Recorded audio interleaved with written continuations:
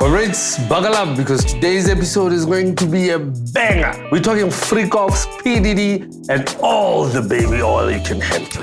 There is one term that has gone viral since the indictment of Sean Diddy Combs, a freak-off. Freak-offs. Freak-off. No, sorry, I don't think so. Oh, Céline, you're back. Welcome. We were missing you, Céline. KG, I'm so sorry, but this episode isn't about Diddy scandals. Well, not exactly. Please don't tell me we're talking about corruption again. No, it's totally different. Why would you even say that? This time we're talking about sextortion and sexual bribery, which are forms of sexual corruption, yes. I knew it. What is even sexual corruption? Sounds like when you say you're looking for a man of finance, trust fund, 6'5", blue eyes. But actually, there is Kotan without the Ultraman. I've been on that date, actually. But no, it's yet another kind of corruption where people abuse their positions of power in exchange for sex. And it looks like South African politicians have a lot more in common with Diddy than all white parties and being slippery. Yeah. So what is sexual corruption exactly? And what can we do about it? Let's get away.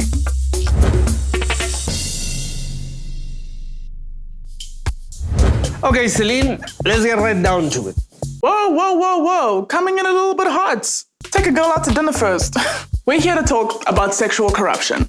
When someone in power, usually a man, uses that power for sexual benefit.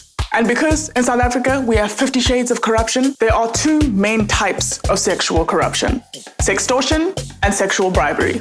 Let's use an example. If you're trying to get a business permit and a corrupt official demands a sexual favor in order to get it, they are preventing you from getting something that is in your right to have. That is sextortion. And sexual bribery? Sexual bribery, on the other hand, is if you're struggling to get your permit approved and you offer the official sexual favors to fast-track the process. You're not owed a speedy permitting process. It's an extra benefit someone in a position of power is giving you. However, in both cases, that official is using their position of power to commit sexual corruption. We have victims for which engaging in sexual corruption is a quality of life issue. So for instance, if access to RDP housing is contingent on you, performing a sexual act, or is contingent on you getting your grades so that you can graduate from college or university, then in those cases, it's not corruption in the usual sense because you don't have a choice. And then you have the other categories of victims where possibly they can walk away from the transaction, but they might have the consequences that they feel are too hard to bear. When I started working, I was very young. I think I was 22. One morning, my boss called me that I've booked in overtime for you. Overtime, why? No, I want us to sleep here at work on my table. This sounds a lot like #MeToo stuff. How is it different? Well, while there have been really great strides in bringing sexual harassment and abuses to light, thanks to the Me Too movement, the link to power and corruption is not widely understood in South Africa and needs much more research. For example, in SA's first ever national study on the prevalence of gender-based violence, which was released recently, the word corruption was not mentioned once in the entire report. For the first time in recorded history of South Africa, there is no corruption. That's suspicious. We know that sexual corruption is rife in South Africa, but we'll call it anything but corruption. Police are investigating the alleged sexual harassment of former employees. Teachers accused of sexual misconduct. The sexual harassment allegations against Eastern Cape Judge President. Teachers, policemen, judges, so many people abusing their power. Do you know what this sounds like? ESCOM. 31% of young unemployed people in a Corruption Watch study say they've received job offers in exchange for sexual favors. People are often forced to pay bribes or offer sexual favors just to get a job. That's according to the Youth Perceptions and Attitudes survey done by Corruption Watch. And our neighbors in a study in Zimbabwe found that over half of all women have experienced some kind of sexual exploitation. Women and girls are increasingly being targeted by sexual predators who take advantage of their vulnerability. As long as you're on the receiving end, you're vulnerable. You become dependent. See, Gaten? They just like us. Why is it so prevalent in South Africa? Well, we have patriarchy, cultural norms, and a society that thinks it's okay to platform abusers. Or, even when the perpetrator is fired, we put them on a podcast, like with ex-Springbok rugby coach turned politician Pieter de Villiers. Less than 6 months after being fired for sexual misconduct, he sat down for a nice, cozy interview on Banter with the Boys podcast as if nothing happened. Rugby players don't lie. Nah. You know what? That episode was so good, y'all. I'm sorry. Actually, that podcast should be called Tackling Everything But the Issue. We loved this comment. P. Diffie is an absolute legend. He doesn't get enough dues for what he did. No, you're right. He sure doesn't. It's like, sure, he was charged with counts of sexual assault and criminal injuria, but hey, the 2009 Tri-Nations, right? What kind of shit is that? There's another aspect to it that Professor Thuli Madonsela told us about. I had a case, it was at a university.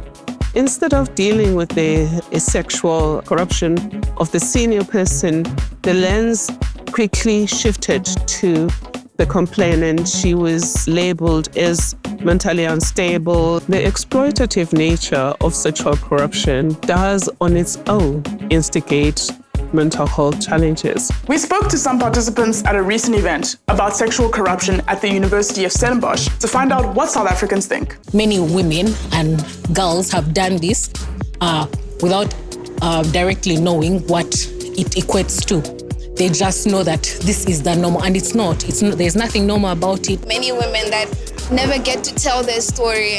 It makes you think, what can I do? What can the people around me do to make sure that we stop this cycle and stop perpetuating this environment in our workplaces, in our faculties? Everyone's like, yes, I know this happens. I have a story. If you're a woman, you have a story, or you know someone who has a story. So it's not that people are unaware.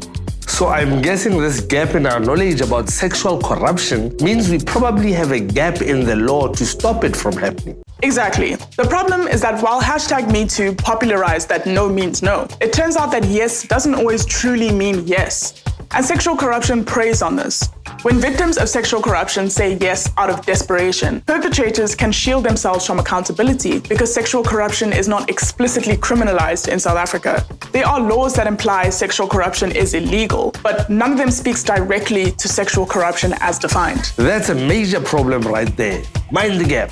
So in South Africa, it doesn't get reported as corruption crime because under our criminal law, both the giver and the receiver of a bribe are both criminalized. So it means that if a woman has engaged in sexual corruption and she goes to report, then she's also going to end up, in a court, behind bars, right?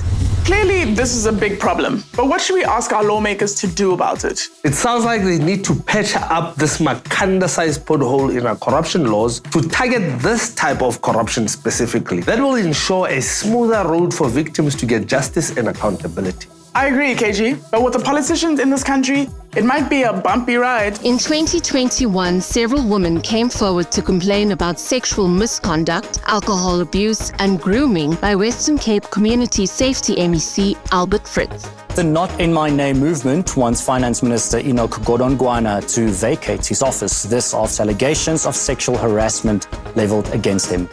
Former ANC MP Fakey Mentor, she makes revelations about alleged sexual harassment that she faced at the hands of President Jacob Zuma.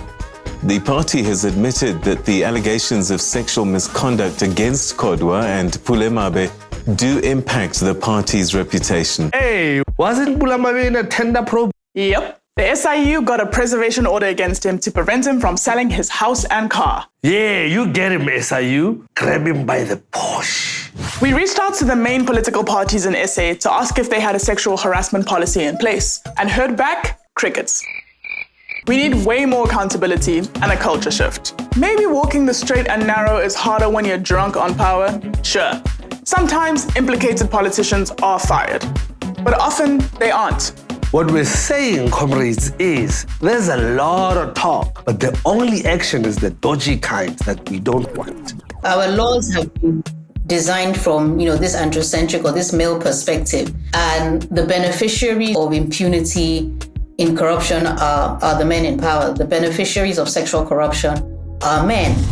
So what can be done about it? What can you and I actually do? First, we need to identify it and name it as what it is, right? That it's a corruption offense, that it's an abuse of office, it's an abuse of power. The next step will then be to think about how we can make it easier for victims who are mostly women to report. When such instances occur, we shouldn't be quick to defend or whatnot, but to support victims and to speak out on such issues. If there's enough people that make sexual exploitation, rape, and just all forms of sexual perversion wrong, we'll find less executives that are preying on people who are looking for jobs or tenders, because they will know that it's not just something that's going to be punished under the law. It will also be punished in the court of public opinion. Let's get the message across in a way that these perpetrators can actually understand. Every bribe you take, every deal you fake, all your crooked ways, every single day will be shaming you. Sis. Comrades, all our videos are great, but this one, greater. Okay, that was cheesy. That was cheesy. Yeah. That's all we had time for, comrades. Tell us what you think. Can politicians get their act together to decisively tackle sexual corruption? What do we need to do as a society to break this kind of sick exploitation? Let us know in the comments. Don't forget to like, share, and subscribe. Until next time, stay away. Out. Pete de Villiers is an absolute legend, bruh. Hectic. And your mother.